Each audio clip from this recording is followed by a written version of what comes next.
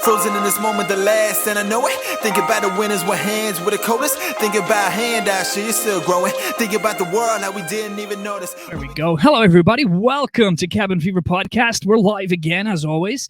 It's Thursday night, which means it's podcast night, and I'm joined by one of the, well, how's the easiest way of doing this? West Cork's version of Mo Farah. We're joined by the amazing and the rising star in Irish athletics is Darragh Mcelhinney. I did it wrong again. Mcelhinney. I did it wrong. He's laughing at me. I knew I would say his name wrong. As soon as it came to the point, I would definitely say it wrong. So we're joined by Darragh, track and field guy who's Irish representative. He's smashing records left, right, and centre. So we're going to ask him how he's getting on, his recent successes, and all that nice things. How this guy is doing it is absolutely beyond me. A guy from Glengarriff is racing the best in the world. Like I said to you at the very start of these podcasts, Bantry, West Cork, we've got some pretty cool stories. So we're going to try and do the best we can to get it out there. So if you're on Facebook and you're watching us, give us an old thumbs up, give us a like or a comment just to make sure that we know everybody can hear us and make sure we're all alive. So welcome. Hello. If I press this now, I should have the amazing fella himself on live with us. How are you, Darragh? What's the crack? Very good now, Terence. How are you getting on? Did I say your name wrong? I did say it wrong, didn't I? I said it wrong the first time. Yeah, sure. You failed fairly spectacularly at that now. It's Darragh Mcelhinney. Mcelhinney. I can say it when you say it before me, but I knew I was going to. I did warn you post going live that I was guaranteed to say your name wrong. I always get that mixed up with a buddy of mine, but how's the crack? How's life? What's the story? Yeah, grand. In my last day of isolation now at the moment, I was 10 days ago or whatever. I got a positive COVID test or whatever before I was supposed to go to the Europeans or whatever. So obviously that ruled that out. So yeah, that was a bit annoying, wasn't it? How did that work out? Did you guys have to get did you have to go quarantining before you were going to travel, like 2 weeks beforehand type of thing? No, so basically just needed a negative PCR before going. So yeah, I just went and I got my test or whatever, but it actually ended up coming back positive. Now I think the reliability of the tests is kind of questionable because I tested twice. I tested negative twice the next day. So it sounds fairly probable that it was maybe a false positive, but there was nothing they could do about it. I mean, the test was there and they couldn't ignore it. So I had to sit it out, which was fairly disappointing. It was going to be my first senior international championships ever. And I kind of exceeded maybe my own expectations in even qualifying. So then the fact then that I couldn't go because of a dodgy test was it was a bit of a balls, really. But even though you tested positive twice, then the next day, or tested negative the next day, they still weren't going to take you on because of the one previous to it. Yeah, essentially, it was, to be honest, it was really complicated in terms of just the things that they were saying to me. I suppose if you had a medical head on you, it would probably make a lot more sense. But yeah, to be honest, for me, it was kind of just a case of doing what I was told. They just said that, the positive test was there, and then there was, and there was whatever a 1% chance that the two negative ones I got the next day were, say taken wrong or whatever. The whoever took the sample didn't follow procedure, etc. So it was a strange situation, right? Because I think everybody knew that I probably didn't have it. But at the same time, there was nothing anybody could do about it. So, and there was actually a couple of cases of it then at the actual championships that I heard about, because they were doing pretty constant testing over there, and there was one woman who I think she won her semi-final, and then the evening between the semi-final and the final, I think she was doing the 60-meter sprint. She got a false positive as well. So she had, which was an even worse scenario than me, really. But yeah, I suppose it's just one of those things, isn't it? There's nothing nothing I can do about it. And it's done now, so I suppose just head down on to the next. That's a great attitude to have. It's annoying though when it does happen, and when you put in all the work and there's something that that you can do nothing about, can just come along and kind of just derail you a small bit. Yeah, that's exactly it. And I was even saying that had it been a case of I'm in university, but I'm not there at the moment. Like I'm in Yeah, UCD, yeah. but and like I was even saying, I was like, like if I had been in a university house the last 5 or 6 weeks, like I'd kind of have to say, what, like it was my own fault, like, do you know what I mean? Because it's obviously it's a completely different culture there, but like I've been at home and like I haven't really been seeing anybody, do you know what I mean? So I suppose it was, Mm. yeah, that probably made it even worse again because I was like, I think I'm doing everything, right, but obviously not, like, do you know what I mean? But yeah, as you say, like it was just one of those things that's out of your control, like. But look, the hard work was done. We move on to the next one. It gives us time. What's meant to be won't pass you. Isn't that the old saying with the old wives' tale? Yeah, I suppose, yeah, have to believe that for the next while anyway. You got it, man. You got it. Because these little things are just setbacks. That's all they are. Just Yeah, small yeah. little speed bumps on the road to success. That's what they are. Things happen. You can fall at the last 10 meters, or you can, your shoelace can open halfway through a race. You can only do so much. You know what I mean? And then you need a small bit of luck on the day just to make sure everything goes according to plan for you. But that really, and you were in good form too. I see. We got Before we go to all that, we got to find out, how did all this start. Glengarriff isn't really known for their runners, we'll say. Although we have the Bay Run every year, that like Glengarriff isn't known for its runners, do we say?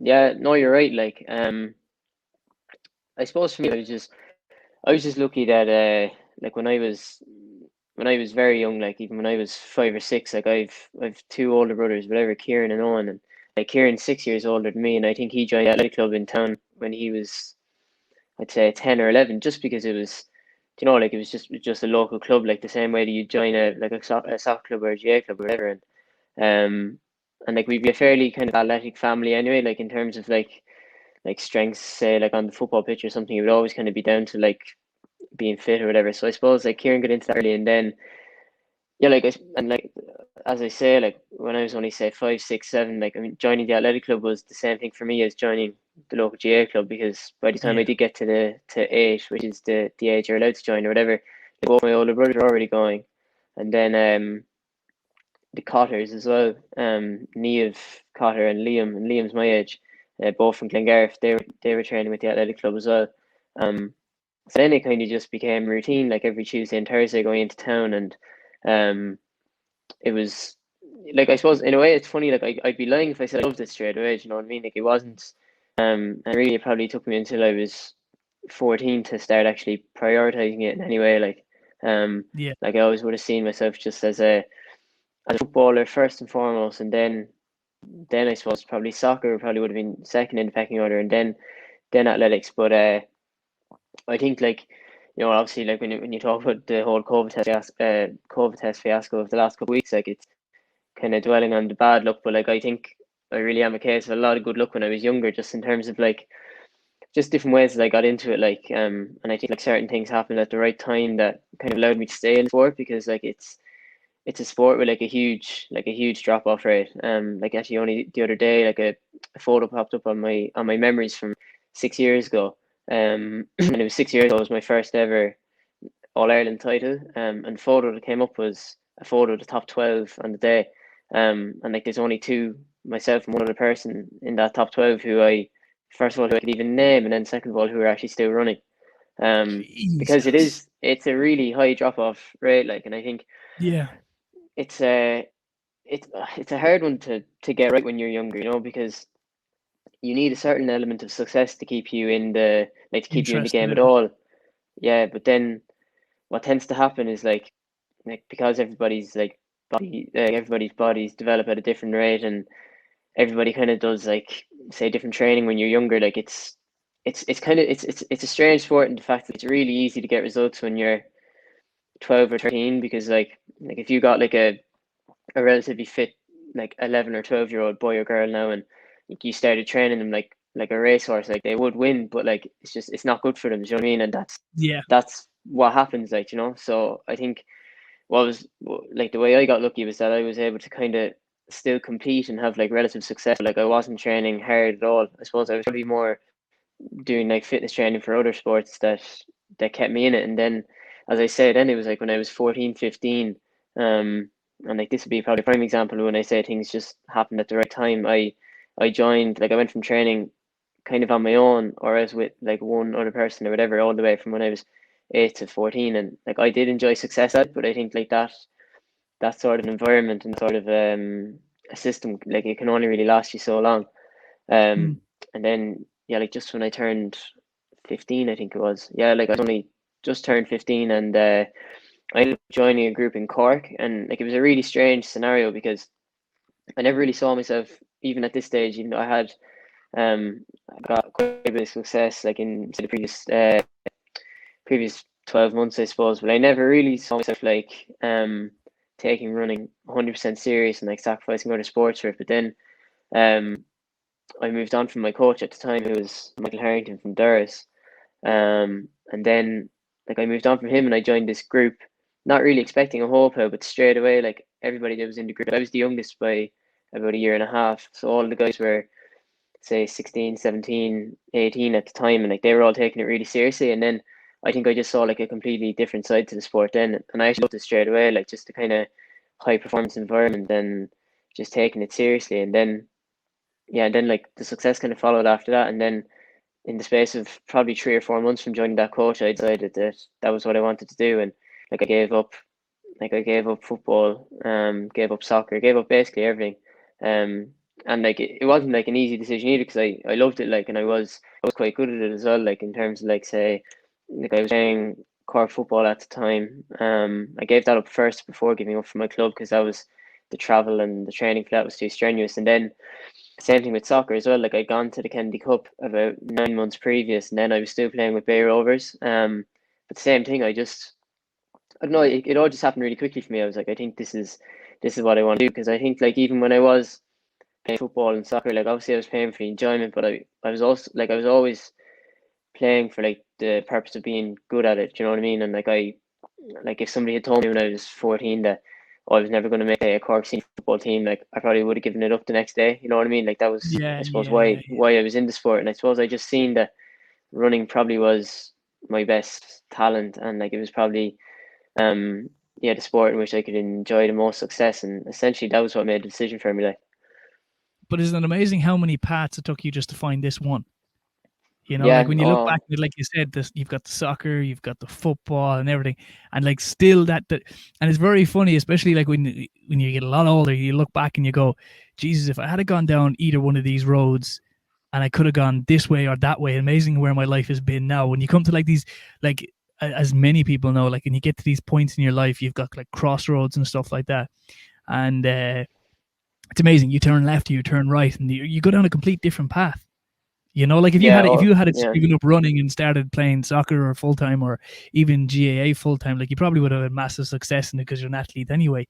But it's just amazing. Like when you think back on it, like when you were that age and you're 14 or 15 and you were kind of figuring out which path you wanted to go down and which this, like, did you imagine it would come to this type of level at the end of it all? Like, Um, like yeah, like it's really hard to say because I think like at that stage, like I was pretty naive to the whole thing, you know. And I think in a way I was really lucky that when I did join the group that I joined, because like that was a really like it was a really good group. Like it was like I would say that like 5 out of probably the 6 best runners, yeah, the best runners in Munster at the time were based out of this group. So like it was a Cork City based group, but like there was guys from Waterford, myself, one from Kerry, and then others were actually from Cork City. So like it was they like it had kind of picked people from different clubs, and then like we all trained together, and then obviously we'd mhm. be competing against each other then in national championships and stuff. But I think really the way I was lucky was that like if I'd been like they say when I met the coach of that group and I decided to join it, like I think if he had pointed out like just how intense it was going to be, like I think that actually might have scared me off because like Yeah, I know for a fact like when I joined him there was I even remember saying to him the first day I was like I know you want me running what like 5 6 times a week, but like I'm going to continue playing football and going to in fairness I did kind of give up soccer as soon as I met him, um because at the time I was kind of that was kind of my decision. I was like I need to narrow this down to 2 sports at least, um and for me at the time GA was a like it was a non-variable, like that was staying, and then it was essentially like would I keep on playing soccer or would I give the running a go. But I think what happened really was like the coach Steve Macklin at the time, he was like, like you can join the group, whatever, and you can train away. He never made it out to be something that was going to be like really intense and like it was going to take over my life essentially. And I'm lucky that he did, because that easily could have scared me away. And it all happened really gradually. Like, as I say, like after a couple of months, I stopped playing football with Cork, and then by the time it got to October, I think I had given up outright by the time it got to October. But even for me, I made all those decisions because I wanted to, which made it a lot easier. Like, nobody kind of forced me into joining the group or forced me into giving up other sports. So, but yeah, like, you are right about what you say about the crossroads. Like, I've been thinking about that a lot. Like, because even when I was with Michael Harrington, like, um, and previous to Michael Harrington, I was with Maria Hurley, who was the juvenile coach of Bantry Athletic Club at the time. And like, at the time, like, I thought that they were like the best coaches in the world. Like, do you know what I mean? That they were the only coaches that I'd ever like get success out of ever. And then when I did end up leaving, Mike, like, I thought, like, like, that's my running over essentially. But then I was, like, somebody just put the idea to me that, like, why don't you try and join the group and give it a go? And then obviously I did, and then it worked out really well. Like, because even from then, like, I progressed to two more coaches. Like, so I had that coach from when I was 15 to 18. And then I had a different coach for my leaving cert year. And then when I went to college, like, I'm in second year of college now. But then when I went to college, I joined another coach again. So, like, there has been a lot of transitions, but I think, thankfully, I think they've all happened at the right time. You were lucky. See, a small bit of luck along the way Yeah, helps. yeah, It for really sure. does. Like, Like, yeah, for sure. But it's amazing how this has like brought you to here, like all these different coaches. Like, and like you said, if either one of them had said that what commitment is going to be at the next level, it might have scared you off. Like, it's amazing how when you get good coaches, they don't they kind of nurture you as a person as well as an athlete. You know what I mean? They don't come in here and go, right, well, this is like not drill sergeants. You know, the way drill sergeants they forget the person, they just look at the actual machine behind it. And like you said, if they had have sort of pre-warned you about what was coming up, you probably wouldn't have been so what's the word? So enthusiastic about actually going ahead and going, well, this is going to be the rest of my life. I'm going to be running laps now for 5 times a week and for about 4 hours of every day. Like, it's a big commitment to make. Like, and you're lucky. It's like, thank God it's all paying off from you. But it's all the work you put in as well. It makes it.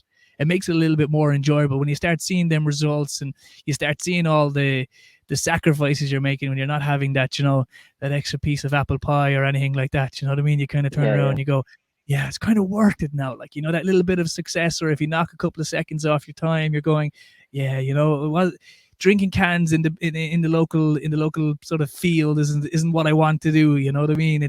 I can go do bigger and better things, like, So no, man, hats off to you, man. I think any young fella that puts into that type of dedication at that young age deserves everything they get, because, like, you don't know what happens around the corner so very, very quickly. And it really does happen. Like, from, as you said there, from kind of like 13 to sort of 16, 17, men especially, we start getting a few more different interests than just doing our sport. Like, you know what I mean? The old body starts to change and we start to want a little bit more than just the standard, success and medals. We kind of start looking at different types of trophies, I'll put it that way. But and you see the drop off. Like, when I was boxing, it was the exact same. I boxed all my teenage years and into my early 20s and sort of packed it in them because I got too old. But you could see the drop off. Like, if lads were making it, they were making it, and they were continuously making it. But like, out of 100, there might only be, like you said, maybe 10, 11 people making it. And if at the very, very high level, you'd see the same sort of 3 or 4. But like, mixing it in the middle is never really going to be there. And it's running, and especially like the martial arts and stuff like that. Like, if you don't put in the work, you don't get the results. Like, it's not as if like you're playing soccer where you've got 10 other fellas or 14 other fellas if you're playing rugby or whatever it is to sort of pick up your slack. Like, you can't have a shitty day when it's dependent on you. You know what I mean? When that gun goes, it's you, and it's on your shoulders, and it's you, and you're the only one that sort of holds your faith in your hands, type of thing. Yeah, no, I agree. I definitely agree with you there. And I think, like, that's the type of thing that appeals to some and not to others. Like, because like, I did, like, when I was playing team sports, like, I did love the team aspect in terms of like when you achieve something, like always having like, having people who have achieved it on an equal level to you. But I think at the same time, I did love like a bit of personal responsibility as well. Like, I mean, like, regardless of whether I was even like the best at, like, say, like, taking free kicks or taking penalties or whatever, like I always wanted to do it, like, and I think And like, I mean, like to call a spade, like probably just in terms of like sport and stuff, like probably like being center of attention, like Who which doesn't? like yeah, yeah, and I think a lot of that is the reason it happened because like you could yeah, like you could play like you could be playing in a semi final and you could play brilliantly and lose like and you don't hear anything about it. Whereas as you say, like when the gun goes, whatever, you're on your own and you'll get you essentially get whatever you deserve. Like you know what I mean, good or Mm. bad. So I think Yeah. that probably does appeal to me. Like and I think yeah, as I say, like I think um I think it is a certain type of person to do too because um, a lot of people do like to be part of a team, and like as do I. And like I think one thing that probably people don't see about like running in general, in my own running, is that like there is a team element to it, but it's a very like backroom team kind of thing. Like you have your support network in terms of, like coaches, and obviously like family and friends and like my girlfriend and stuff and like my agent and like it's not like when I finish a race that like I go on my phone and like there's nobody else who's been like part of the journey. Like it's always like there Yeah. is so many people like and even more so now than a couple of years ago because as I say I'm on my fifth coach now since I was 13. So like and but like all those coaches have played their own like role in it or whatever. So like Yeah. and that's always going to be the case, because like I mean I could win for medals when I'm into my late 20s and like my coaches when I was a teenager are still gonna have played a part in that. Like so I think like that is a nice thing about it as well. And then like training partners would be the big one as well. I think that was definitely one thing that I loved about when I did join the group in Cork is that like you see running as like kind of hardship in a way, like as in I did enjoy Mm. it to a degree, but like a lot of the training was really hard because like it was on my own, and like there was no kind of like I suppose like even before and after training like there was no kind of like banter or anything because you're on your own like Yeah. but then like I used to so when I joined that group in Cork when I was 15 like I was doing my junior term we used to go up every Tuesday during school or whatever every Tuesday evening. But then when it hit the summer, we go up every Saturday, and like you'd nearly be just trying to get through a week of training until you're going up to meet the group. Because as I said, there was probably six lads that we would like train like do the same thing in a group or whatever, and I came for like it came to a point then when those lads were like I'm as close to those lads as I am anybody else. Yeah. And that really helped as well. Like and then like now my group has changed over time because as I say, as I've changed coaches, some of us followed the same path, but then others have gone to different coaches along the way. But even like that like core group of five or six lads, like we'd still like if somebody was asking me who my training partners are, like they'd still be my go to, even though I haven't trained with some of them for nearly 2 or 3 years. Like Yeah. and that's why it is great because like when there is like a good race or whatever, like obviously the performance is on you on the day. But like there's a lot of people who've contributed to say the shape you're in when you get there, and then a lot of people who you can celebrate with afterwards as well, or uh on the worst case scenario when you've had a bad race, you know what I mean? Like there's people you can kind of like Lean wallow on. with for a bit as well after, So no, it definitely like it's great. Like and I mean it's probably a fairly obvious thing to say, but I wouldn't have changed it really for anything like Oh, that's great. That's commitment in your journey as well. Like, and the thing about running is that road is long, man. Like, shit, that yeah, yeah. road is long. Like, I did my road work when I was boxing. Like, and it's like it's great having someone there beside you, even just for moral support. Like the miles don't seem as long. Like there's only so much music you can listen to. There's only so much books you can listen to. There's only so much podcasts you can listen to. There's only so much radio you can listen to. But even if you don't even speak with somebody or even they speak your language, just someone next to you, it's just the sort of that we're on the same journey here. Like we're all going for the same goal. It's kind of like a brotherhood type of thing. And I can imagine that's what you saw when you went to the first time with your first team. You were all kind of for once you had people around you striving for the same outcome as you did, so you kind of didn't feel as much alone as you would be when you're on the road yourself. Like the journey wasn't as tough. You weren't breaking the ice on your own, you were breaking it with somebody else, which always helped. Yeah, oh that's definitely it. Like and like as you say, like we be going for a run and like we all of us get on so well together, but like you might not talk to each other for just like you could be 35, 40 minutes and like they might just you might just not bother because like you know, like obviously some of the times like you're running for whatever 80, 90 minutes and you might chat every minute of it, but some days, like as you say, like it's just having somebody that's doing the same thing as you. Like there's a bit of kind of solidarity in that, like especially on like the harder days because like you're too out of breath to hold a conversation anyway. But like it's a real like there's a real runner's high. Like you know what I mean? Like if you're doing a hard day and like you finish up and like just like that those last few steps or whatever of the session or whatever, and you're side by side with a lad, like since you stop to watch and like there's an unreal feeling of like accomplishment or whatever. Do you know what I mean? And Yeah. like I'd get that to a degree every day. Like even though at this stage, obviously, like my like a lot of training is so routine because I'm so used to it. But like I'd still kind of get just like it, and it might only last a couple of seconds. Like, but there's certainly this, and you get it with all exercise. Don't get me wrong. I'm not trying to say it's just running, but like that kind of that endorphin hit as soon as you finish, like it actually it makes a huge difference. Like, you know what I mean? I find especially at the moment, like I'd be whatever you're cooped up in the house, like, and then when you do like you finish your run or whatever, and have that even just 5 seconds of like, yeah, like that was decent job done or whatever. Do you know what I mean? It definitely makes a difference. Like, Yeah, 100%. It clears the head, like, because that road is long. Like how, like I don't even know where to go from this. But how would you train? Like what mileage are you putting in, or is it all like sprint work and stuff, and then like a long run, or what's the difference? Like, because you're running, you're running what is it? You're nearly running 1,000 meters, aren't you, in some races? no, so I compete over like 3,000 and 5,000 meters. Yeah, sorry, yeah, So 3,000. Yeah.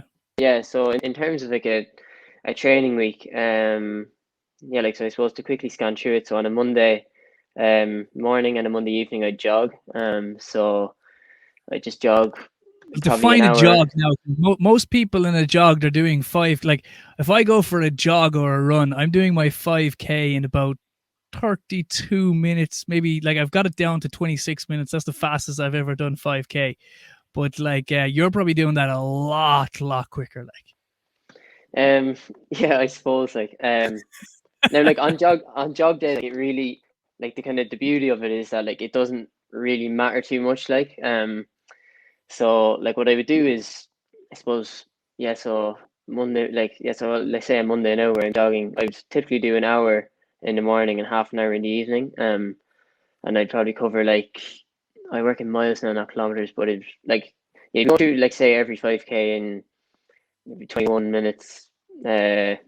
Yeah, about 20, 21, 22, 23. But like as I say, the beauty of it is that like one day I could go out and say if I was to do 15K like in an hour, you know what I mean? So that'd be whatever 5K every 20 minutes. Like you might do that some days, but then another day you might go out and in the same hour you might only cover 12K because you're just feeling a bit lethargic, and there's nothing wrong with that here because like that'd be so they're my easy days. So I do that Monday, Wednesday, and Saturday.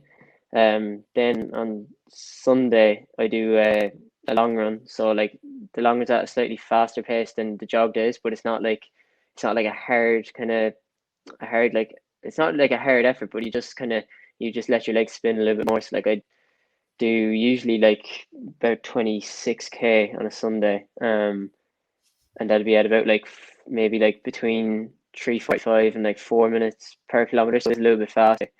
And then just only a and then small bit faster. Like, there's like 4 minutes a kilometer. Like, fucking hell, man.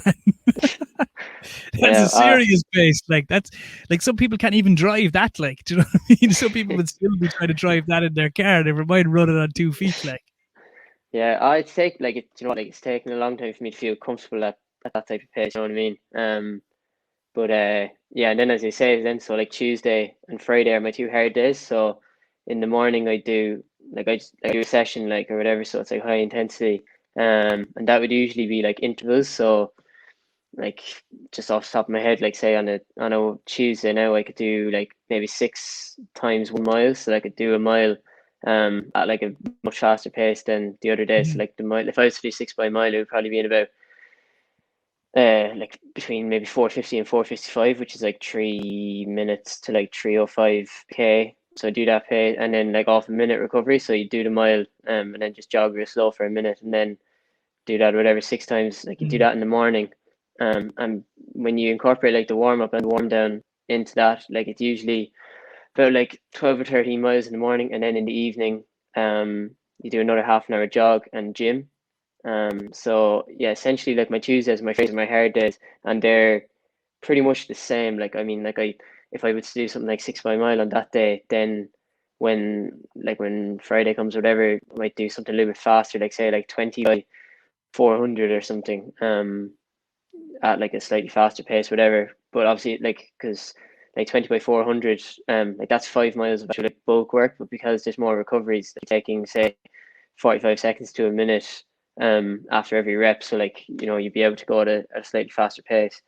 And then again, same thing that evening, then jog again and gym session. So that's why when I say like on my easy days, like some days when you're jogging, like you might feel great, and as I say, you might go through 5K and whatever, like 20, 21 minutes or whatever. But then some days, like for me, like I can really like I've no problem putting the brakes on, especially on the evening runs. Like a lot of time in the morning Yeah. runs when they're a bit longer, I do like to keep them at a bit more of a decent enough pace. But then like in the evening, I go out and plod. You know what I mean? Like full tracksuit, like wrapped up and just getting it done. Like, do you know what I mean? That's essentially all Yeah. those runs there because I run about 85 miles in a week, so that's I think 140K or so. But like in order to do that, like I can't do That's 140K. Cork and back. That's roughly the Cork and back. Cork is what, 72 kilometers each way. So if you're doing Oh yeah, I 140, it's suppose it roughly is. Yeah, Cork and back. There's yeah. some going on. Yeah, it's grand. Do you know what? And even when you even say that, I'm like, geez, that sounds like so much. But it's one of those things when you're so used to it that it's You second don't see nature. it. Do you know what I mean? Yeah. Yeah. Like I suppose like an 100%. hour. Do you know there's plenty of people now probably listening to this or whatever that like would easily go to the gym for 90 minutes a day. Do you know what I mean? But like I think what's probably important to know, and I don't mean to blow my own trumpet, but like when you're running for so long, your body gets so conditioned to it that it Yeah. just does genuinely become like second nature. Like and like on all those easy days, like I'd be able to go with somebody and like be able to hold a conversation, or as you say, like I could like listen to music, listen to a podcast, and even like I'd be able to listen to a podcast and actually like say engage with it, like you know what I mean, and be Yeah. actually properly listening to it as opposed to it being background noise to block out my heavy breathing. Like that's not the case, thankfully. Like so, I think as I say, like Tuesday and Friday and Sunday, I suppose for my long run as well. Like they're the 3 days where really I have to get myself up for it, and like I actually have to like say dig deep or whatever. But then especially with the gym as well, like I hate to, especially when I do it on the evening of a really hard morning session. Like it's tough going, but then because I do gym on that days, it just means that my Monday, Wednesday, and Saturday are just really easy. Do you know what I mean? So yeah, like obviously I suppose when I lay it out like that, it does sound like a lot, but I very much just take it day to day that way. You know what I mean? Like as soon as I get up, like first thing I'm thinking about is right, like just get out the door now. So I just get up, have breakfast. I'll probably go about like an hour to an hour and a half after I've woken up. I just get my breakfast straight in and just get out the door. And like a lot of the time, well, if I get up on time, like you could be done and finish your main part of the day by 10:30, or whatever, like work or whatever. Just like do that for however long during the day, and then get out in the evening again for half an hour, like because it's not strenuous in the evening. You're just getting out for half an hour, like so. It's actually not like as bad as it sounds. It's just, I suppose, it's just a case of being so Commitment. used to it now. And yeah, I suppose when you are committed to it, like you don't want to miss a day. Do you know what I mean? Because Yeah. that's the other side of it. It's not like a mental battle for me to say like, oh, come on, let's get out and do this run. Like I kind of just like I'm kind of I have a kind of strange mindset when it comes to my training. Like I actually find my weeks like because when I say that week now, like that'd be me in a full training week, like uninterrupted. But what happens a lot is that when you have a race, like say like the week and a half leading into a race and the week coming off one, your training is like back down a lot. So like I wouldn't be going anywhere near those miles. And then also I take like three kind of like circuit breakers a year. So I'll take like a week to 2 weeks where not that I won't run at all, but I'll just like jog half an hour, maybe twice in the week or whatever. And so same thing is like when you're coming off one of them as well, your training is heavy. And I'm in that Yeah. phase now because when I had the positive COVID test and I couldn't go to the Europeans straight away, I took a week off and I just jogged twice in the week. But now I'm coming back off that, and like so this week now will probably be about like I don't know, maybe like 65 miles or so. But I actually find these weeks harder because I don't get the same satisfaction out of them. Like Yeah. if I smash a big week of 85 miles and like do 2 good gym sessions, then like I get a real like sense of accomplishment at the end of it. So I think then if halfway through a week I know I'm on track for a big one, then like I'm nearly itching to get out the door because I like, even, say like the 4 mile jog that's not hard or whatever. Um, in my head, like doing that or not is just the difference between having like a really good week of say 85 to 90 miles or else 80 to 85, and like that. Even though it seems like nothing, like that, just that would have like a big impact on my. Probably wouldn't even have that much of an impact on my performance in terms of like 3 or 4 miles a week, but it's for the sake of completion as much as anything. So then I've no problem doing it that way, you know. That's your victories though. They're the little things that keep you going back week after week after week. And if you can't find them, like take all the small victories, you know what I mean? Because they're the things that put the miles on the clock. You're Yeah, not for looking for sure. that gold medal every time, because if you're looking for that gold medal every time, you're not going to put the mile on the clock. You're not going to get up at 5 o'clock in the morning or 6 o'clock in the morning and get out and do those sort of half runs that you call them, even though they're probably marathons to most people. But yeah, look, it's hats off, man, because yeah, when I was training, I used to hate road work. Like it used to drive me bananas. Like I couldn't. Yeah, I enjoy it now, but it's because now I enjoy it. I don't have to do it, because when we were running, we do 3K, and then we'd be back. Like we'd have to do that 6 days a week, and then have Sunday off. But then you were doing 2 training sessions on top of each one of them runs, and that was kind of 8 weeks of a camp, and that was Yeah, then yeah. fight. And then after that, then you do nothing then for sort of 3 or 4 weeks after that, then, because you were fighting for that one night. You know what I mean? You were leading Mm. everything to that one night, or that 2 weeks, depending on how long the competition went on for. But you were aiming it just for that, and then after that, then there would be, it could be a couple of months for another championship would come up again. You know what I mean? But what do you do recovery wise? You know, your feet must be like, I don't know. Have you ever heard of David Goggins? Yeah, Have yeah, you I've heard of heard. him? Yeah, I know him very like, and to be honest now, I've never actually really listened into him. But yeah, what you say, his feet are in a bad He's way, is it? his feet are in a bad way, man. Like you should, if you when you get a second off this podcast, have a look at his feet. Like his feet look like, I don't know, something that like they don't look like feet. I put it that way. Yeah, It looks probably like something warped. from Like, Bigfoot. Yeah, they're warped. Like he did another thing there recently enough. Like the guy is bonkers. I've mm. just come across him in the last sort of couple of months. He did 4K every 4 hours for 48 hours. Yeah, yeah, I've seen a few people doing that challenge right the last while. It's fucking nuts, man. That's Yeah, yeah, that's not easy to do, like, because like yeah. No, the yeah, longer it I takes you, the less think, recovery you have. Like, yeah, like I suppose in terms of recovery, like, to be honest, like I wouldn't do a whole pile. Like I think like I see a lot of my when I say gym session now, like a lot of that would be kind of like a lot of it's kind of like maintenance, like, do you know what I mean? mm, So, and like probably on top of what I've kind of described already, like you could probably put another hour or so of like rehab, well, probably more to be honest, of like rehab and just like stretching and stuff. But like that's another thing that when I say like it actually is just like habit for me now, like, because it's funny, like I was so lucky when I was younger, like I never once got injured. Like I went essentially from when I was 13 to when I was like 19, without any sort of injury. Lockdown last year, probably about, um I hurt my right Achilles, and like it was a dose really, like, because like the thing about when you injure like a bone or a muscle, like it's very much just like rest and just like let it recover or whatever. But like when you injure a tendon, it has to be loaded, so mm, like resting on yeah, it doesn't make it any better or whatever. So like I was in this stage where like, so because it was the tendon, the Achilles, like just below my calf. Essentially, what you have to do is just like literally like 70 or 80 like drops on it every day. So like you go up, say, on the edge of the stairs, and like, so it was my right Achilles that was injured. So like you go on the edge of the stairs, go up on 2 feet, and then just go onto your right foot and just drop down on your right foot, and like you just just go do like that. that.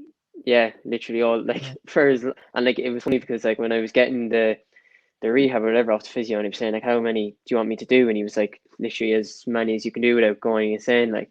And then when I got it a bit stronger, then like I kind of instead of bringing down the reps, but like increasing the loads. So like you might put like 30 kgs into like just into like a school bag and put that in your back and do the same thing, whatever. But I like it. There's nothing wrong with my Achilles, but like I still find myself like doing it out of habit, or like same thing like I well no my hips are like kind of tight, like say not chronically, but like they be always kind of tight. Do you know what I mean? Like just Yeah, I suppose it's just like a necessary evil with like the pressure you're putting them the under. impact all the time. Yeah, Yeah, exactly. But like I'd find then like no matter what I'm doing, like I just be kind of you're always kind of like just like stretching, like you know what I mean? Like I'd always be kind of just like if I was even just sitting at my desk, like just trying to like just get like outer rotations going from my hip and stuff, just trying to like increase the range of motion and all this type of thing. And like a lot of it kind of becomes like second nature. And then even like say like I'm just watching telly, like instead of sitting on the couch, I'll just like this isn't all the time now. Like, and I feel like I'm painting a picture of a lad who can't sit still. Like I'm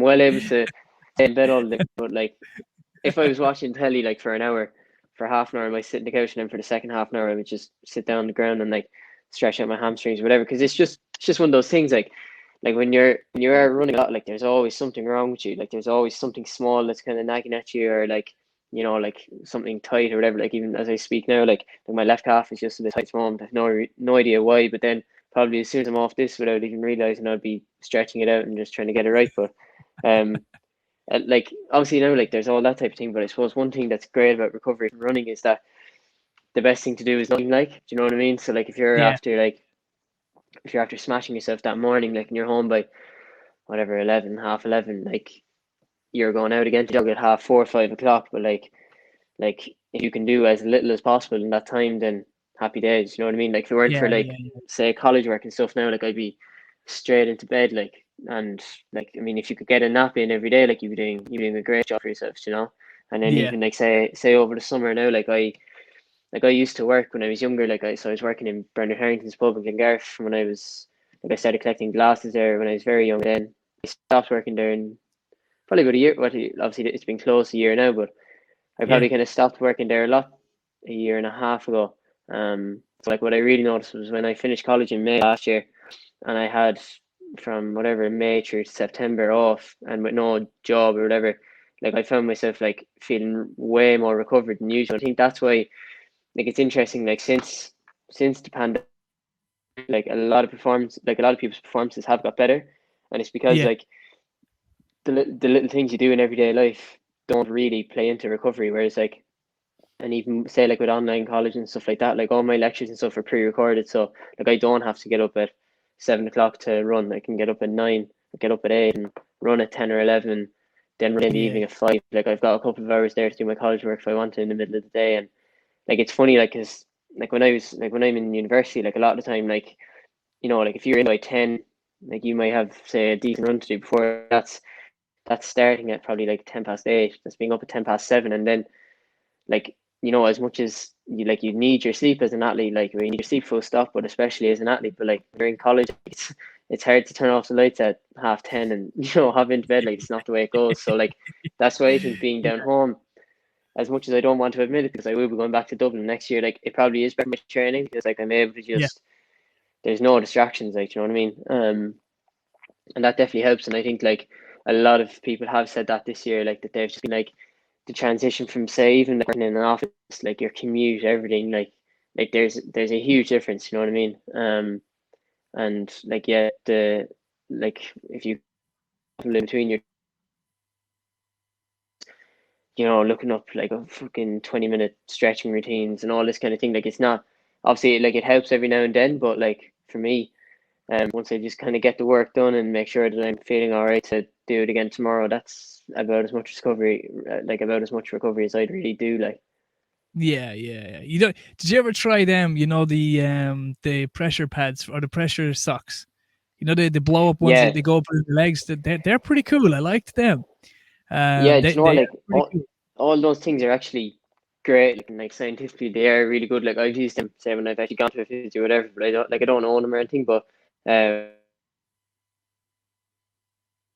Oh, all and I think like a big thing for me, like when I graduate from college and like when I start kind of looking at an environment I can push my performance on, like you need to kind of have these things in place around you, yeah, yeah, because at the end of the day, like like that's what I mean. Like when I say now, like you hop into bed, like if you're to hop into bed with a pair of compression boots on you, like then happy days. Do you know what I mean?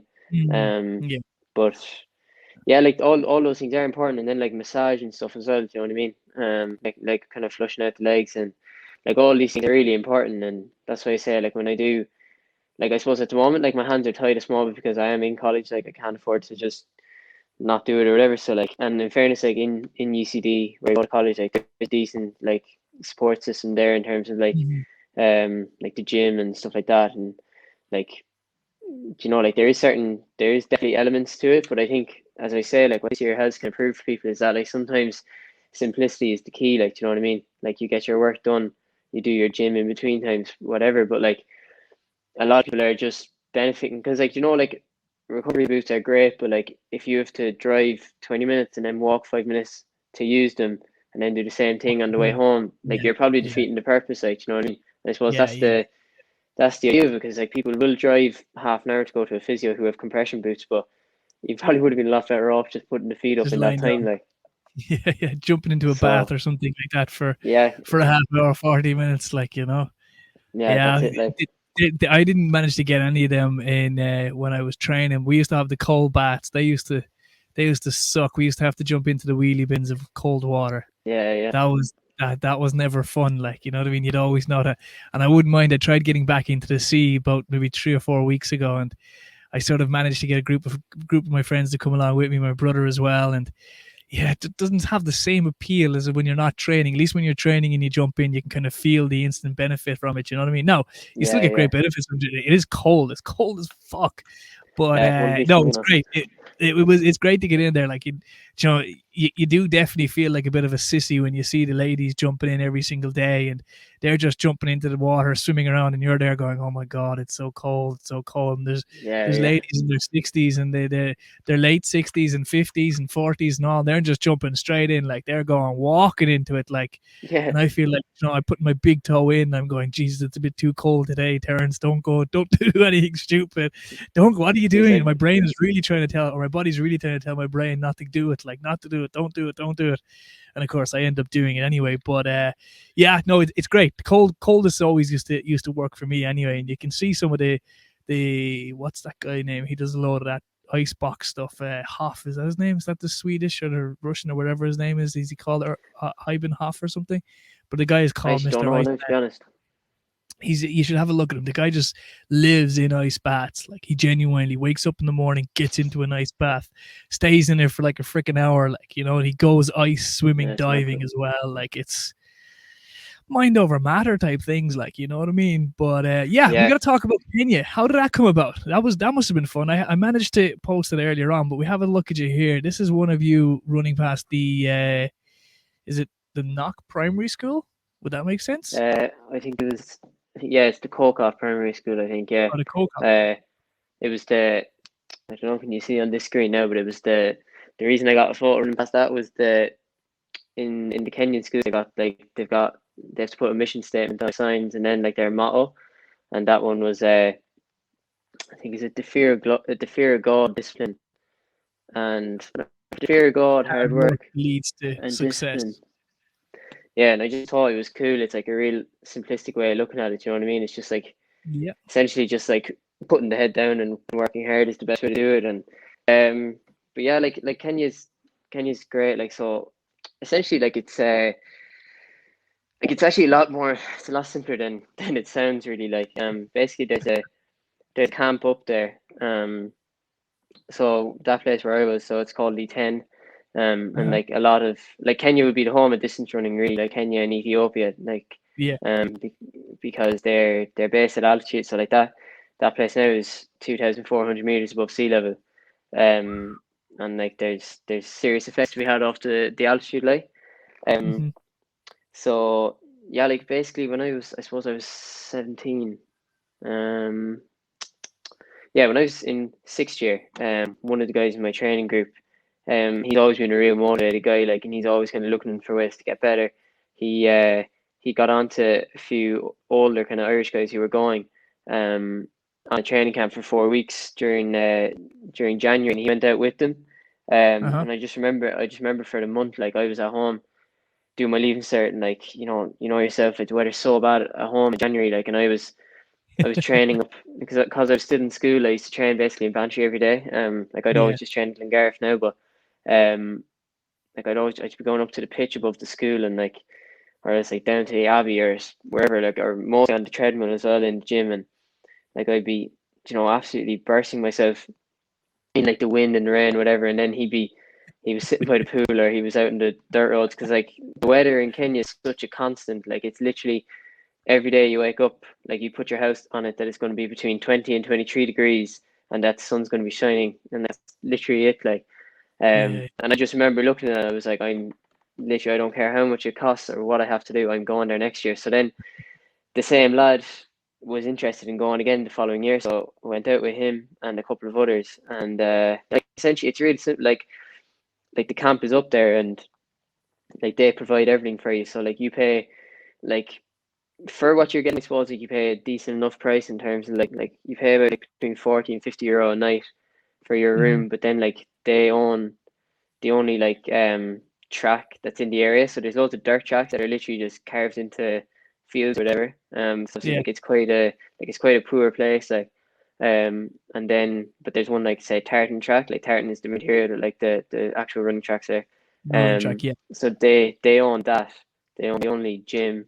There's a swimming pool, a sauna, and then they do all your food. So like it's one of those things. It's hard to like buy into, because like you're throwing such a lump sum of money at them, but like you end up going up there and spending absolutely nothing. Like, because Yeah. like say now if you were to go on a training camp somewhere in like France or whatever, like yeah, you might get an Airbnb for like 15 euro a night, but by the time you've bought all your food and like you've bought your membership for the month to a gym and a track, like you end up spending the same, if not more. But so yeah, as I say, I went there last year, and I loved it, like, and I got like decent enough like return off it as well in terms of fitness.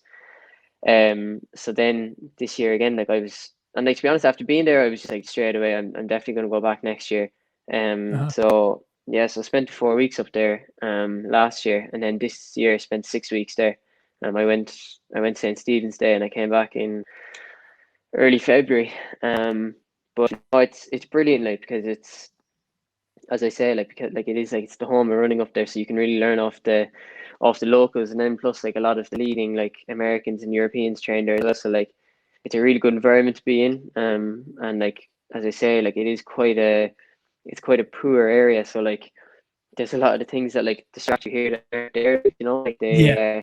they live a They really just simple focus. life, like, and they like they're in bed early, they're up early, getting their work done, and it really rubs off on you, like, and it's great. Like I love it up there. Like now it is like it can be very boring like, some of the time, because like it is, there's nothing to do, like, and there's no escape from the training atmosphere. But I think that probably is what makes it so good as well. So yeah, as I say, I went there this year for 6 weeks. Came down and raced pretty well, like in Dublin this year over 3K. And obviously would have been at the Europeans off the back of it. And I think I'm actually looking at maybe going again in 4 weeks' time. Um, Simply because like for the next 2 years while I'm still in college, I won't have the opportunity to do it from wherever I want. Like I'm planning on going maybe like mid-April or so, and like that's going to be Okay. my last, and probably for like 4 weeks, and like that'll be the last 4 weeks of my college. So like I Mhm. mean, you couldn't dream of doing it in any other year, like just like packing bags and leaving. But like when it's all on the laptop anyway, I'm just like, you know Yeah. what, like Why not? I may as well. Yeah. And like Yeah. I've got a big summer ahead of me competition wise as well. So like I want to just go into that in like the best shape I can be in. Like, But what's their secret? Is it just the altitude, or they just love doing it? Like they seem to be a very happy people. I've met a couple of Kenyans in my life, and they just seem to be a genuinely nice, welcoming sort of people. Anyway, but it's definitely that the running up there is it's like their GAA, really, isn't it? Like oh unless you have a yeah, world record nearly to your name up there, you're not somebody. Like it's like oh going to no, Kerry and not having an All Ireland medal. Like, who are you if yeah, you don't have an All Ireland medal in Kerry? Like, you know what I mean? They seem to yeah, breed honest to runners up God. there. Like, Yeah, and like that's exactly it. Like that's their culture, and that's their thing, and like they love it. And like in terms of a secret and stuff, it's really hard to say, because like I mean, like, Europeans go there for a couple months in a year or whatever, and come down, and like they can race really well, but like a lot, like obviously a lot of the time they won't still be at like the kind of the East African level, because like the East Africans are so dominant on the circuit. Mhm. Like, but I suppose like in a way you can't really judge and you can't really say it until you're like born and raised there. Do you know what I mean? Because a lot of the time, like I watch their training and like I didn't, and like it seems ridiculous to say, but like a lot of the time you look at their training and you think, I don't actually think that's that good training in terms of like not that it's not impressive because it's always impressive, but Uh-huh. like a lot of the time you kind of get the impression there's not too much like reason as to what they're doing. But like I think what happens is like if in Ireland, say everybody trained, like everybody worked off the same like training book or whatever, and if it wasn't a good one, you wouldn't get any good runners. But like in E10, like and now E10 is only one village in Kenya, like a country with whatever is it, 60 million people, and like Mhm. every morning at 6 o'clock, right from the middle of the town centre, like a group of probably like I'd say 70 or 80 runners go off, and they all do the same Jesus. thing. So like Yeah. I mean, a lot of it, and like it kind of seems a bit crazy and even a bit disrespectful to say, but it's almost like if you throw enough shit at the wall, some of it's going to stick. Like I was because gonna some of say. them, like a lot of them don't perform well. Like you know what I mean? Like there's a lot of guys Yeah. up there who like you chat to and like they don't work. Like they're trying to put their life into running and like they get supported by like their parents and stuff. But like they're not even at like a level that would make them the best runner in say in like Ireland. They're like for example now like there was one guy this year like he really just struck me because like I'd seen him at this because I joined in that group session or whatever around the town centre a few times, and one of the days anyway I ended up just finishing a small bit ahead of him at the end of the run, and I went back and I was chatting to him anyway, and like he said, yeah, like this is my life, like I do this every day, and like he's not from E10, but because E10 is at a higher altitude, he's moved there, so like he's living Uh-huh. presumably with other athletes, or it's like some family that's like taking him in up there or whatever, but and he has no job and like he's grinding every day or whatever. But like so his half marathon PB then is 67 minutes, which don't get me wrong is impressive, but like Yeah. to go to the Olympics to go to the Olympics as a Kenyan, you'd nearly have to be running 57. But even like as an Irish person, you'd probably get there. It's like if you're running like maybe 61. So like he's way off making the Olympics, but like he still does it. Like if you had a runner, like if you like had an Irish person who was never going to make the Olympics, You wouldn't wasn't keep even doing it. they wouldn't keep doing it. Like they'd be told Mm. tomorrow, like you're wasting your life, go away and get a Yeah. job, Yeah. and Yeah. give it up. Like and like that's essentially the difference. Which is funny because I think like even with, like when you ask like what's the secret, like that's what everybody wants to know. But I don't think there is just one thing. Like I suppose like they eat clean, like they get lots of sleep, like they recover. They don't have the same distractions that we have in terms of like Mhm. even just like social life and whatever. Like they don't have that. But then also like you could get up 6 o'clock to go for a run, and you'll see 30 school kids like running barefoot like 6 kilometers to get to school. And so I suppose when you see things like that, you're like, yeah, like they are living in a different world. Like, Yeah. um, Yeah. but yeah, like that's the I suppose nearly the most kind of like it's one of the kind of nearly untold things about Kenya. You always hear about like the world champions who are up there, and like they have produced so many world champions, but there's also a lot of runners who are probably more dedicated to it than any Irish person that are nowhere near the level of others. You know what I mean? And I suppose it's funny like because it's certainly not documented. And like if you were to read a book on it or anything, like you'd kind of led to believe that every single person there is a world champion, Yeah. which isn't Yeah. the case. Like you know what I mean? And I think when I say that, like if it was Irish and like you were told like you're not going to make it, like you're not going to be able to sustain yourself financially off running, like you have to go back working or whatever and running on the side. Or like if a Kenyan person said that to another Kenyan, like they would be hated. You know what I mean? Like you can't Jesus. like you can't kind of shit on somebody's dream like that up there. Like Yeah. it'd be like Yeah. Yeah. I don't even know how to describe it. Like I don't even know how I can like say relate it to like life over here. But it's just like if you were to say to somebody like, "Geez, why don't you work? Like you're never going to make it as an Olympian." Like you couldn't say that, Johnny.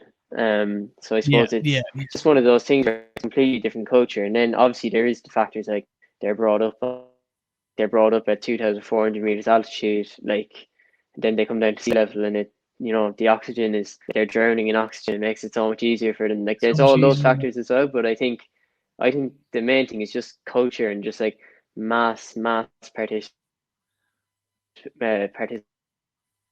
Like, Yeah, yeah. There's just so many of them doing it that they're just going to turn out the numbers regardless. If there's 4,000 of doing it, there's bound to be 400 that'll win of it. Like, you know what I mean? That's just like you said, throw enough shit against the wall and it'll yeah, eventually stick. Like, you know, what's the type of diet? exactly. Like What's your because diet like? Are you a sweet tooth man, or do you have to just keep it lean and stuff like that, or do you have cheat days and stuff?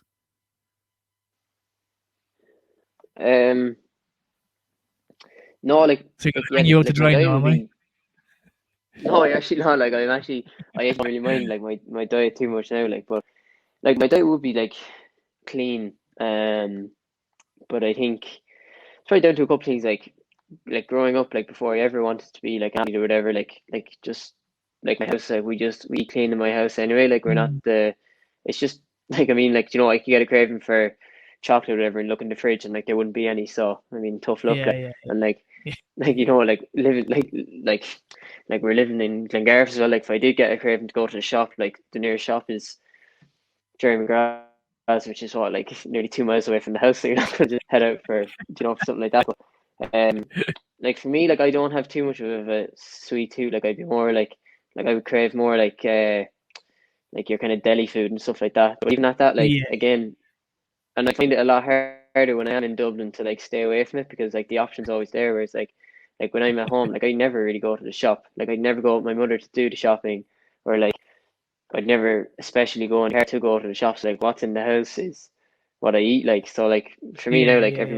every morning I'd have a bowl of porridge and a coffee, and then after my run, I know that's a lie actually. Every morning I'd have a slice of toast with a coffee and then just try and get straight out the door for the run, and then Mm. I'd have like a big bowl of porridge, and then for lunch I just have like eggs. Like what I usually have is I just get the pan and I just throw in eggs, spinach, black pudding, and cheese. It's kind of weird combo, but I just love it. Like, and then That is a weird with combo. The bread, black pudding have that comes out of together. nowhere, really. Yeah, do you know what? It's just whatever's in the fridge. Um, and yeah, I've just So got you're on the used to eating that, and seafood then diet. for Whatever you dinner, see, whatever. you eat type of thing. Yeah, exactly. Yeah. Because do you know what? Don't get me wrong. Like, if the house was filled with bags of crisps and stuff, like I'd be the first one to be eating them. But I think a lot of it, if you do want to eat clean, is just like don't put yourself in the way of it. Like, do you know what I mean? Yeah. Yeah, yeah, yeah, definitely, definitely. We got to talk about a record that I found on your thing as well. Is your 14? Was it 14 minutes and 30? That was your junior record, was it? Let's see if I Um, can get yeah. it. So there That was was the. Hold on. Let's see. Can yes, we I get ran it? No. We see it? There we my go. in my 14, June. 13, Oh and yeah, yeah, 16. yeah. So that was my leaving cert year. So that was indoor. So when I was in leaving cert, that was my last year as a junior, under 20. Um, and I suppose kind of at the start of the year, like I did look at like the various records and like think like they were kind of going to be say in my grasp or whatever. Yeah. So I ran that indoors, which I was pretty happy with. It was a decent run. But then an indoor record, but like 5K indoor running is it's a bit rare. So like to be honest, like that record was great, whatever, but it didn't hold that much weight. But then in the I summer, love how you then can just push off 5K in 14 minutes. Like that's sure, look, it was grand. Like, I did, that was no, like nothing I was, really. Like 5K in yeah, 14 minutes. Shit, man, if I ran 5K in 14 minutes, people would look at me and go, what is wrong with that man? Like, that's a serious pace, man. Like, fuck. yeah, That's less than, like, that's not even 3 minutes a kilometer. Like, well, sort of, we'll say change wise, like, that's a serious pace. Like, yeah, yeah. No, I was, and yeah, that's 2 years ago. And I was also I was delighted with it at the time, but then the main one for me that year was the summer was so the Irish under 20 record for 5K was 14:02, so that was like the outright record. yeah. Um, and like the previous year when I was 17, around 14:11, so like I was kind of thinking, yeah, like if I can get whatever 10 or 15 seconds off my PB in the space of a year, then I'll break it. And so yeah, like I ran 13:54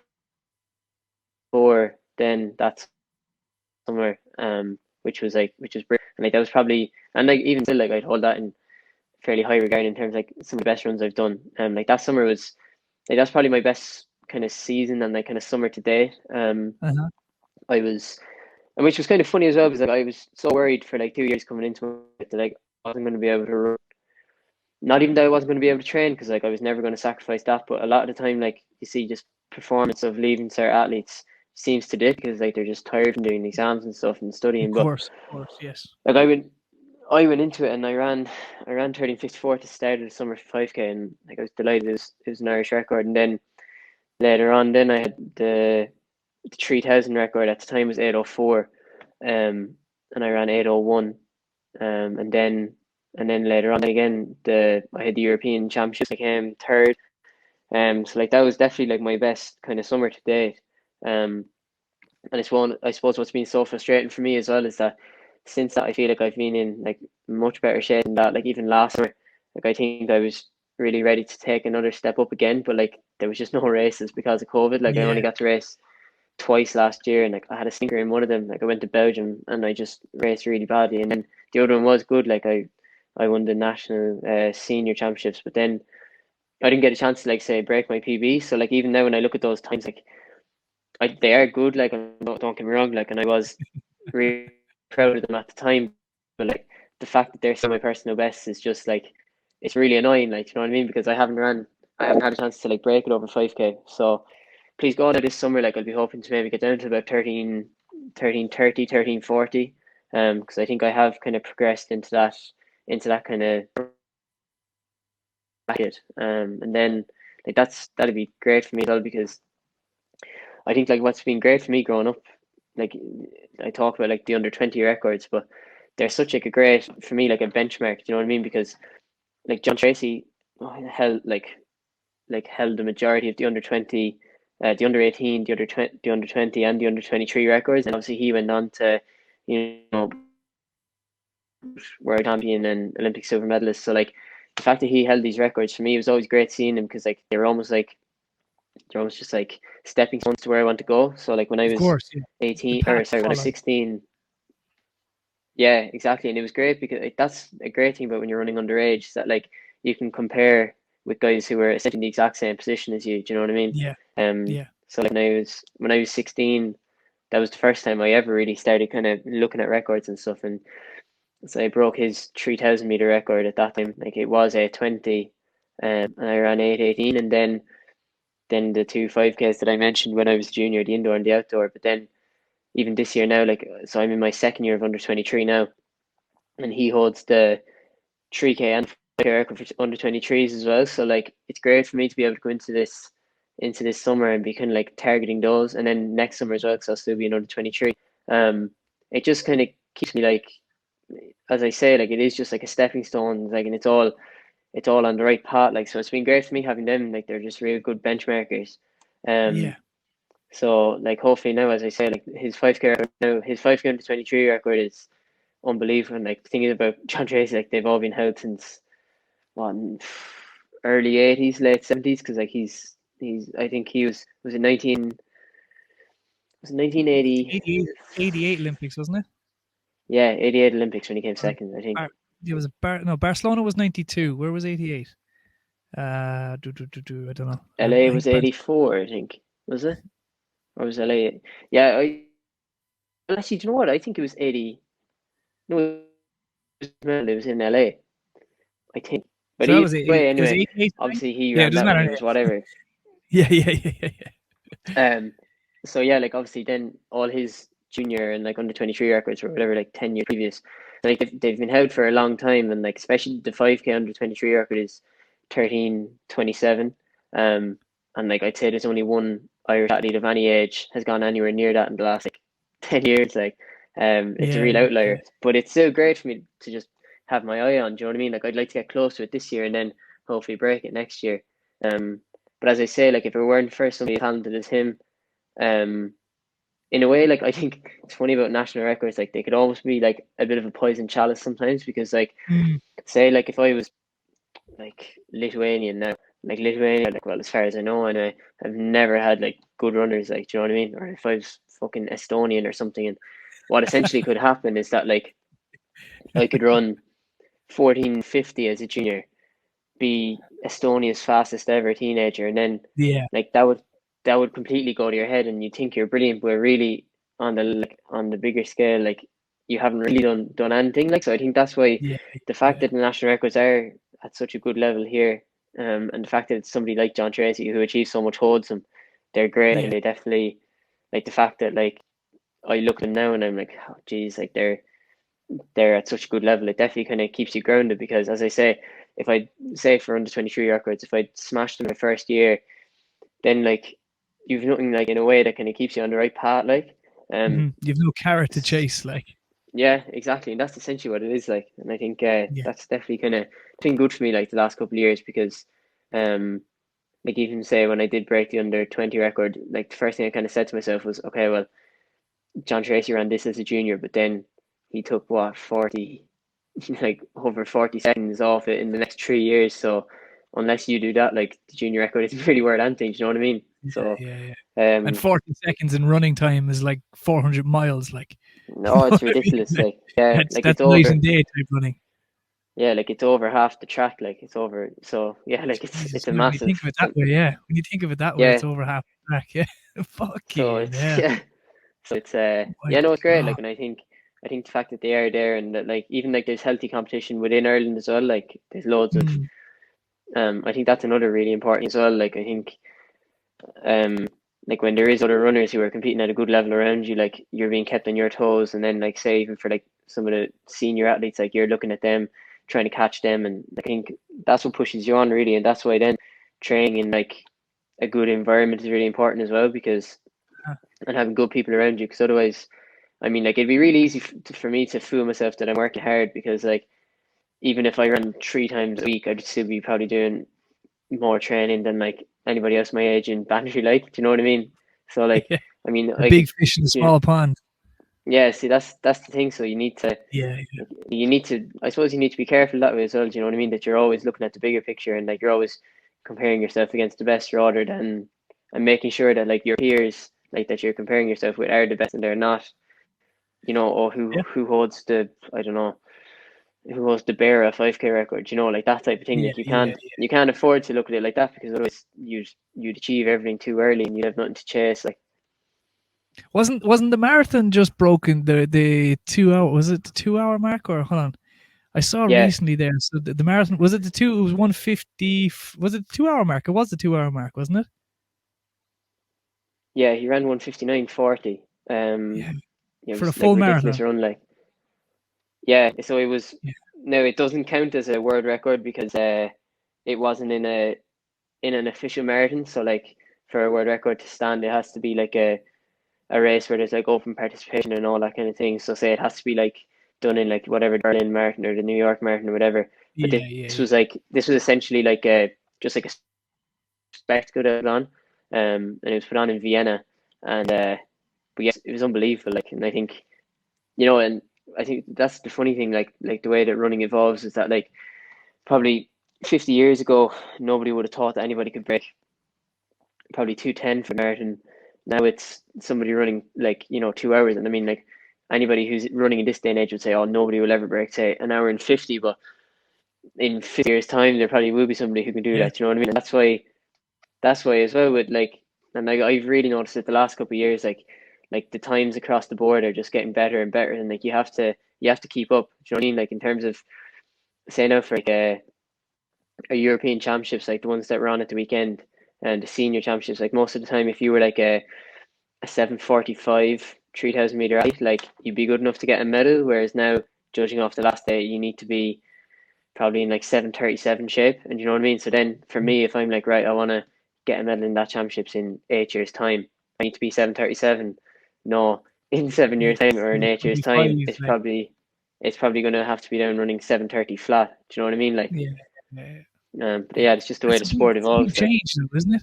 But like, what's that down to? Just humans as a race, we're just getting better and better because we just seem to be perfecting things a little bit better. Like, when you're running, what goes through your mind? Like, when you're in a race, are you waiting to sort of kick on? Are you waiting for your go time? Like, I always wondered, like, when are you watching what's going on with the other racers behind you? Are you checking your time? Like, I know there's a lot going on. There's a lot of strategy in running that people don't see. Like, you see some fellas there and they're waiting. They're just on the shoulder. They're just like, you a front runner or are you a sort of positioned runner, or which do you prefer? Yeah, like to be honest, like the ideal position for me now in a race is kind of just on the shoulder of the leader. Mm-hmm. Um, and it's kind of like, so I suppose it kind of depends on the type of race as well. So saying like a championship race, where all you're worried about is where you come rather than what the clock says. Then yeah, like shoulder the leader, or even just like third, fourth, anywhere in and around kind of at like near the front, but not necessarily at the front, because when you're at the Yeah, front, like you're blind to what's going on. Everybody can kind of just sit in you and pick you off. But yeah, for me, like when I've had my best races, it always seems to be kind of when I'm involved from the start in terms of like getting up on the shoulder, the leader, then also not going to the front and kind of doing all the donkey work. Um, and yeah, like a lot of the time you'd have it kind of pre-planned as to like when would be an ideal time to kick on, yeah, and try and put distance between yourself and the rest of the field. But then, funnily enough, like a lot of the time it kind of just happens on instinct, and that works out for the better sometimes, and it works out for the worse. Like I like two examples off the top of my head were like the first time I won the Irish under 20 championships, I had this plan in my head that I was going to go right at the end of the race with like literally just like 70 meters left. Um, mm-hmm. and that was my plan the whole time. But something just clicked with me with like 220 to go. I kind of just like spotted a gap, and I was like, if I go now, there's no way they're going to catch me. And I went, and it worked out perfectly, and it was great. Then the flip side of that is like when I was at the Europeans 2 years ago, when I got bronze, like that was a really weird race for me, because like on the grand scheme of things, it's probably still my biggest ever achievement. But like, I wasn't happy with the race at the time, because like I was ranked first going into it, Uh-huh. and I was the favorite or whatever. So like, obviously in my head, I wanted to win it, um, and same thing, I had a plan in my head to go with maybe a lap to go, so 400, um, but with a K to go, like with a kilometer to go, 2.5 laps. To be honest, it was probably a rush of blood as much as anything. But I went to the front, like, and I thought I was strong enough to, as I say, put Take distance it between home. me Yeah. and the rest of the field. But then I chucked it on for like 600 meters, and then the Spanish guy who eventually won the race, like he was just strong enough on the day to sit on me, and then he went by me with a lap to go, and um, he was full of beans. Like, he was after sitting in the whole race, and when he kicked, it was a pretty definitive kick, so he put distance between me and him, and then like he won the race. Like, so I think a lot of the time you do have to try and like keep your head, because I could be guilty of kind of just going off, not necessarily emotion, but just kind of like, like you kind of just get an idea, really. Like, you kind of just get Yeah, like a, yeah, a yeah. bit of a bit of a Rush of blood. notion in your head, really, a rush of blood, like, and then you go for it. Yeah. And as I say, sometimes it works out and sometimes it doesn't. But I think, yeah, as I say, most of the time you will have this fairly pre-planned, but like at the same time, there's a lot of things that can happen in a race that you can't control. So like, you have to be kind of willing to Mm. adapt as well. Yeah, yeah, yeah. And like you be constantly watching, like, cause like you see some of the runners and they're watching the big screen, like you see them going around the bends and stuff like that, and they're keeping an eye on the big screen. They're looking up and they're like trying to wonder where each people are positioning. Like, is there a lot of that, or is it just concentrate in your own race? And if you concentrate in your own race, forget about everybody else and kind of just go for it. But there has to be some sort of, you kind of have to watch to a certain degree, I'd imagine. Oh, certainly, yeah. Like, and a lot of the time as well, like, who you're up against. You know what I mean, and their strengths and their weaknesses as well. And I Mm. suppose that's why I kind of like to be near the front, but also like in the pack, because like, um, as I say, you can kind of understand what different people are feeling, and like that's basically the race I referenced, where I went with 250 meters to go, and it worked out well. Like, basically what happened was, like, the guy who I knew I was in competition with to win, like, it was essentially a two-horse race. Um, Yeah. and I kind of just noticed him like faltering a small bit. Um, and I just said, geez, like, if I kind of get the hop on him now, and before he knows what's hit him, I've put a couple of meters into him, that I don't think he'll catch me, because he looked like he was tiring or whatever. Um, Yeah. and that was why I did it. You know what I mean? Um, Yeah.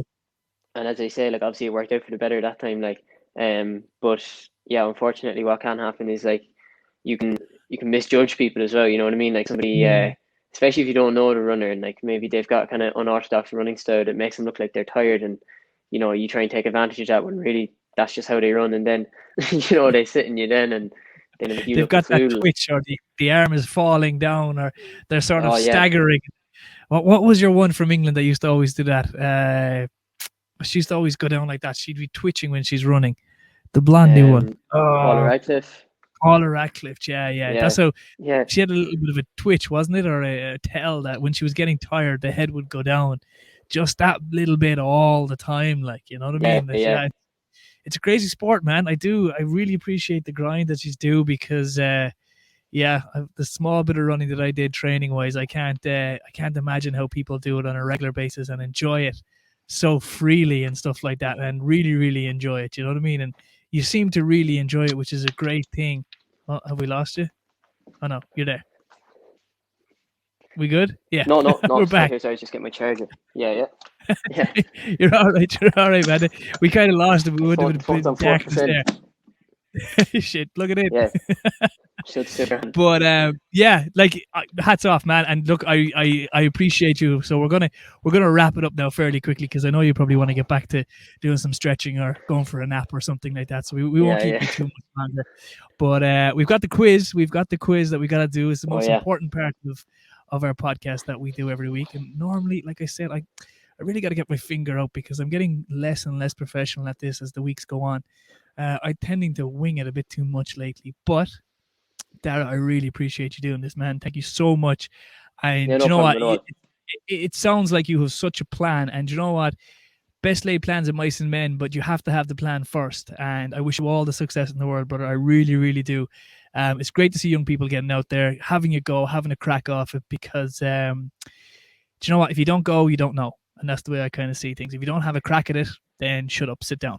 You know, Yeah, like there's nothing worse no, than you when you get to sort of my age in your 30s and stuff like that, and you hear lads in their 40s and they're like, oh yeah, I could have gone pro because I hurt my ankle or something like that. Do you know what I mean? They had one good game and they scored 4 goals or something. Like, you know, you always hear that lad, and I'm as guilty as the rest of them. Like, but still in all, man, keep it up there.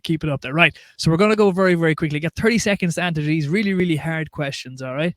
So here we go. What's worse? Which is worse, doing the dishes or washing your clothes? Washing your clothes. Chocolate in the fridge or outside the fridge, which do you prefer? In the fridge. Do you prefer Coke or Pepsi? Coke. Which is the correct, this is the most topical conversation now we have. Which is the correct way to hang the toilet roll? Does it go over the top or does it come underneath? Over the top, definitely. iPhone or Android? iPhone. Favorite actor or actress? Cillian Murphy. Yeah. Ocean view or city view from your hotel room, if you could choose one? Ocean view. Stay alive. Are you a dog person? That's it, man. The wild Atlantic way. Are you a dog person or a cat person? Neither. This is going to be the one for you. What's your favorite day of the week? For a man that trains every day, which is your favorite day of the week? Sunday. Half a day. Bar Ireland, what's your favorite country in the world? I should probably say Kenya, like, just because I know it so well at this stage. And that's it. It's that simple. And it only took you 23 seconds, man. If we can knock that off, that was very good. You still have 7 seconds to do a celebration lap if you fancy it. No, I wouldn't get a lap done in 7 seconds. I'm fast, but not that fast. Amen to that. Darragh, thank you so much for doing this, brother. I really, really appreciate you. And I want to wish you all the success in the world, man. It's great to see young people, like I said, having a crack of it. So thank you so much for doing this. Best of luck in the upcoming thing. Keep us posted. Let us know. We'll be sending you all the love in the world, all the success. And if you ever want the running buddy, don't ring me because there's no way I can do 5K in 14 minutes. Fair enough. Thanks very much for having me on anyway, Terence. I appreciate you. It's more of a pleasure of mine. I really, really appreciate it.